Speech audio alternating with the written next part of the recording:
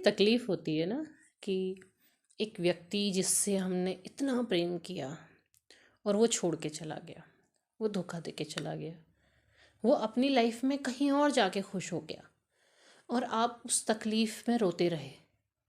सालों बीत गए, फिर भी आप रो रहे हैं। आप अभी भी जानना चाहते हैं कि क्या वो अब भी वापस आएगा। तो आपको कभी कभी लगता है कि ये कुछ नहीं है।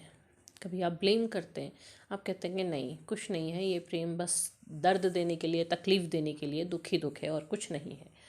इस तरह से मन को बहला लेते हैं। लेकिन प्रेम सिर्फ प्रेम होता है। वो दुख तकलीफ़ या कोई और भाव नहीं होता है, वो सिर्फ प्रेम होता है। अब ये दुख तकलीफ़ कब बनता है? जब आप उसे पाना चाहते हैं, जब आपकी इच्छाएं उससे जुड़ी होती हैं, जब आपको वो चाहिए, आपका जुनून होता है, वहाँ पर वो दर्द होता है, वहाँ पर वो तकलीफ़ का रूप लेता है। आपको तकलीफ़ होती है कि चला गया छोड़ के। क्यों? क्योंकि आपकी इच्छा थी कि वो आपके ही पास रहे। आपको तकलीफ़ होती है कि वो कहीं और खुश है, क्योंकि आपको चाहिए था कि वो आप ही के साथ खुश हो, आपके हिसाब से हो। जब चीज़ें आप अपने हिसाब से चाहते हैं तब चीज़ें तकलीफ़ बन जाती हैं। अगर वो आप ही के पास होता, आपके ही साथ होता, तो शायद चीज़ें उसके लिए तकलीफ़ दे हो जाती, क्योंकि आप अपनी खुशी के हिसाब से हर चीज़ चाहते।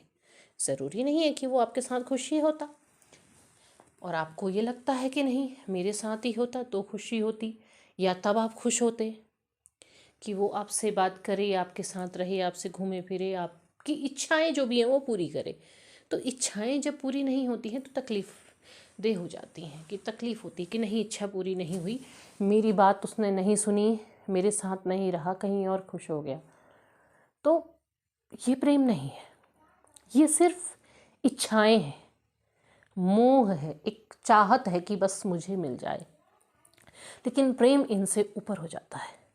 यदि आपने बहुत लंबा सेपरेशन झेल लिया है और आप अब अपने आप को बैलेंस कर चुके हैं काफ़ी हद तक, पूरी तरह नहीं कहूँगी, पूरी तरह जो हो जाएंगे तो उन्हें ज़रूरत भी नहीं होगी सुनने की, तो आपने काफ़ी हद तक अपने आप को बैलेंस कर लिया है, तो आपको अभी भी लगता है कि हाँ अब तो हम अपने जीवन में आगे बढ़ गए हैं, लेकिन अभी भी एक जगह है जो उसके लिए बनी हुई है, वो जगह कहीं और नहीं होती है। तो उस प्रेम को आनंद बना लीजिए। इस बात को सोच के खुश हो जाइए कि आपको ईश्वर ने इतनी बड़ी चीज़ दे दी, इतनी बड़ी ताकत दे दी, उस हद का प्रेम दे दिया जिसका स्वाद राधा कृष्ण ने चखा था। उसकी एक बूंद ही सही, पूरा का पूरा सागर नहीं दिया तो क्या, एक बूंद ही सही कि हाँ आप भी किसी से उस हद तक प्रेम कर सकते हैं कि वो नहीं है तो भी है प्रेम, वो चला गया तो भी प्रेम है। तो जब इतनी बड़ी चीज़ आपको दे दी है तो इसके आनंद में डूब जाइए। आप जब भी याद करते हैं प्रेम को दुख की तरह याद करते हैं। आप जब भी अपने पार्टनर को याद करते हैं आपको दुख में याद करते हैं कि हाँ उसने मेरे साथ ऐसा किया, उसने ये किया, उसने वो किया। आप वो याद नहीं करते हैं जो बहुत अच्छा हुआ था। उस खुशी को याद करके देखिए, अपने अंदर आनंद ले आइए। जब आप अपने अंदर आनंद ले आएंगे ना, जिस समय प्रेम आपका आनंद के रूप में परिवर्तित होने लगेगा, उस समय आपको किसी की चाह नहीं होगी कि कोई आए। उस समय बस आपको एक खुशी होगी, एक अंतरात्मा में एक शांति होगी, और वो शांति प्रेम से भरी हुई होगी। वहाँ पर जब आप पहुँचेंगे ना तो आपका ऑरा ही कुछ और होगा।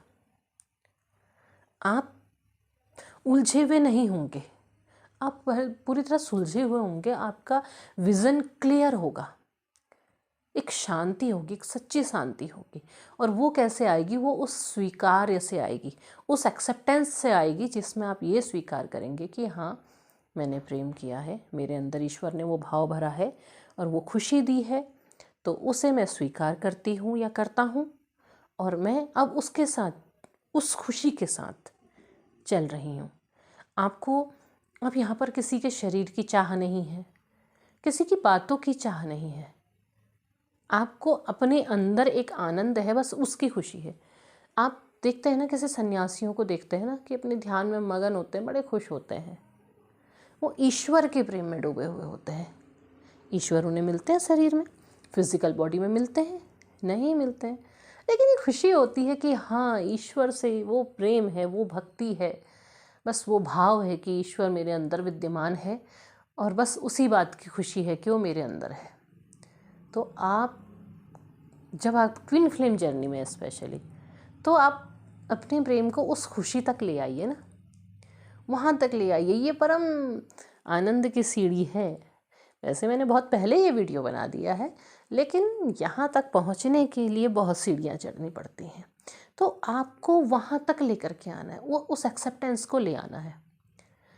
जब आपकी एनर्जी लो होती है, आप दुखी होते हैं, आप रोने लगते हैं, उसी पल आप उन खुशनुमा पलों को याद कीजिए ना, और कहिए धन्यवाद प्रभु कि आपने मुझे इतने प्रेम से भर दिया, इतना अच्छा भाव आपने मेरे अंदर दिया है। तो इसी बात की मुझे खुशी है। धन्यवाद प्रभु। आप राधे राधे कहिए, राधे राधे राधे राधे कहते जाइए, उस प्रेम को अनुभव करते जाइए। आंखें बंद करके बैठ जाइए और राधे राधे दोहराइए, और ये इमेजिन कीजिए, ये कल्पना कीजिए कि उनका वो जो प्रेम है, असीम आनंद से भरा हुआ प्रेम है, वो मुझ में बरस रहा है। आप कल्पना देख करके देखिए, आपको कितनी शांति और कितनी खुशी का एहसास होता है। और ये जो हृदय से खुशी उत्पन्न होती है, इसकी वाइब्रेशन पूरे ब्रह्मांड तक जाती है। ये सीमित नहीं होता, ये असीम होता है। असीम था राधा कृष्ण का प्रेम, इसीलिए युगों के बाद भी उसी तरह पूजा जा रहा है। तो असीम में समाने की कोशिश कीजिए और कहते रहिए राधे राधे राधे राधे, श्री राधे श्री राधे श्री राधे। धन्यवाद।